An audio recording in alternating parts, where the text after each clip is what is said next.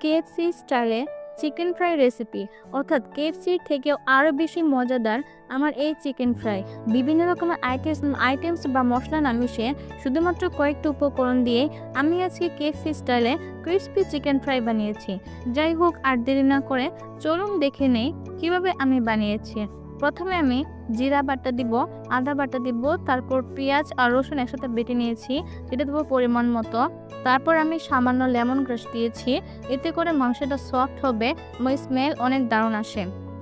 আচ্ছা, তারপর 1 চামচ মরিচের গুঁড়া, 1 চামচ ধনিয়ার গুঁড়া এবং রাঁধুনি 5 মিশালি মশলা দিব আর একটু টেস্টি হওয়ার জন্য। এতে করে আপনার স্মেলটা চিকেন ফ্রাই স্মেলটা একটু ভালো আসবে। তারপর দিয়েছি আমি স্বাদমতো লবণ, ওকে। তারপর দিব কর্নফ্লাওয়ার, এতে করে আপনার মাংসটা আর একটু গ্রেভি হবে এবং মশলাগুলো একসাথে লেগে লেগে থাকবে ভালো। এখন এগুলো সবগুলোকে ভালো করে হাতে মিক্সড করে নিতে হবে, যাতে মাংসটা আপনার মাংসের ভিতরে মশলাটা ভালো করে ঢুকে, এবং এভাবে কিছুক্ষণ রেস্ট রেখে দিবেন। তাতে করে আমার মাংসটা সফট হবে এবং মশলাগুলো থেকে একটু সুন্দর গ্রান আসবে। তারপরে আমি নিয়েছি 2টা ডিম, আর এই ডিম 2টাকে ভালো করে ফেটিয়ে নিতে হবে। আর অপর দিকে আমি বাটার মিল্ক তৈরি করে নিব। টক দই থাকলে আর বাটার মিল্ক ইউজ করতে হবে না, আমার কাছে ছিল না, তাই আমি দুধের মধ্যে অল্প লেমন গ্রাস দিয়ে লেবুর রস দিয়ে বাটার মিল্ক বানিয়ে নিয়েছি। আপনারা ভিডিওতে দেখতেই পারতেছেন। তারপর সেই ফেটিয়ে রাখা ডিমটা দুধে ঢেলে দিব আর মিক্সড করে নেব। আর এভাবে আমি তৈরি করে নেব বাটার মিল্ক।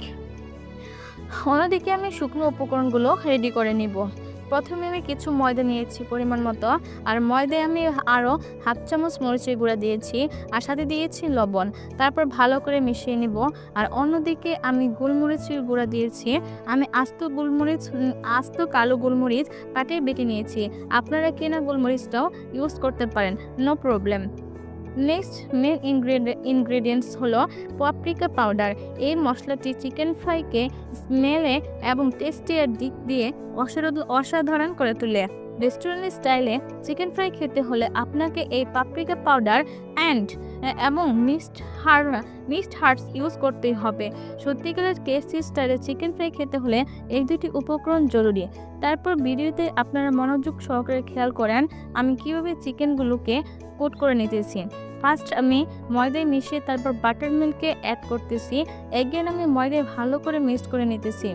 ওইভাবে আমি 2 থেকে 3 বার ময়দা ও বাটার মিল্ককে মিশিয়ে নিয়েছি।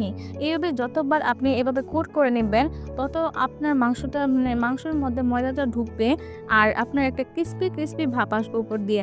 আপনারা চাইলে ঠিক আমার মতো করে ভিডিওতে দেখে এভাবে সেম প্রসেসে বানিয়ে নিতে পারেন।